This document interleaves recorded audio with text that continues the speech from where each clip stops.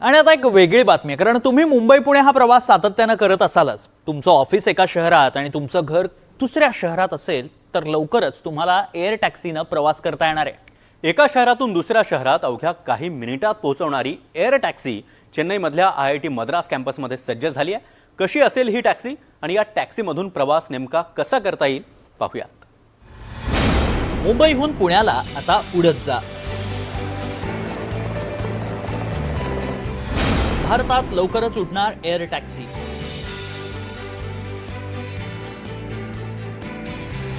IIT मद्रासमध्ये air taxi सज्ज.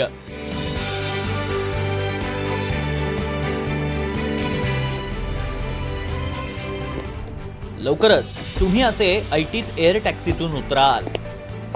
अगदी तुमच्या बिल्डिंगच्या गच्चीवर तुमची एअर टॅक्सी उतरेल आणि तुम्हाला लवकरात लवकर घर गाठता येईल किंवा एका शहरातून दुसऱ्या शहरात फुरक्कन उडता येईल.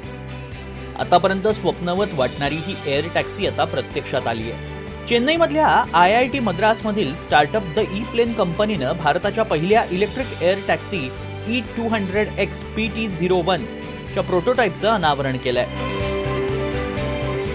ही एअर टॅक्सी 2 शहरांमध्ये उडणार आहे. या एअर टॅक्सीच्या माध्यमातून 2 शहरातील अंतर काही मिनिटात पार करता येणार आहे.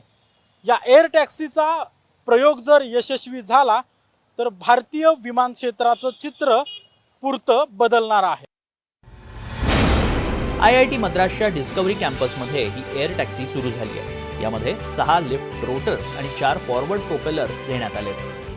उड्डाणादरम्यान किंवा हवेत असताना एखादी मोटर किंवा पंखा खराब झाला तरी उर्वरित पंखे एअरक्राफ्टला पूर्णपणे सुरक्षित सांभाळून ठेवतील. सुरुवातीला या एअर टॅक्सीचा उपयोग एअर ॲम्ब्युलन्स म्हणून केला जाणार आहे. वाहतूक कोंडी दरम्यान या ॲम्ब्युलन्समधून गंभीर रुग्णांना एका रुग्णालयातून दुसऱ्या रुग्णालयात काही मिनिटात पोहोचवणं शक्य होणार आहे. एअर टॅक्सीमधून एअर ॲम्ब्युलन्सचा प्रयोग यशस्वी झाला तर लवकरच ही एअर टॅक्सी सर्वसामान्यांसाठी खुली केली जाईल. इंडिगोचे माजी अध्यक्ष आणि ई-प्लेनचे बोर्ड मेंबर आदित्य घोष हे या एअर टॅक्सीच्या प्रोजेक्टचे प्रमुख आहेत. या एअर टॅक्सीचं ग्राउंड टेस्टिंग म्हणजे चाचणी पुढच्या वर्षाच्या सुरुवातीला सुरू होईल.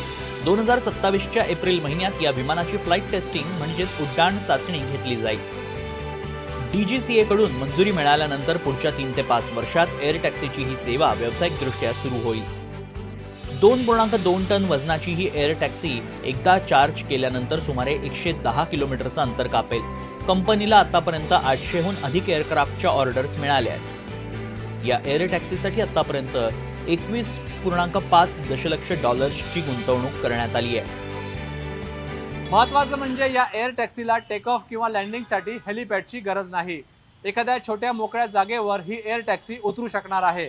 ही एअर टॅक्सी प्रत्यक्षात आल्यावर मुंबई, पुणे, नागपूर, चेन्नई अशा शहरांमधला प्रवास वेगवान आणि सुखद होणार आहे.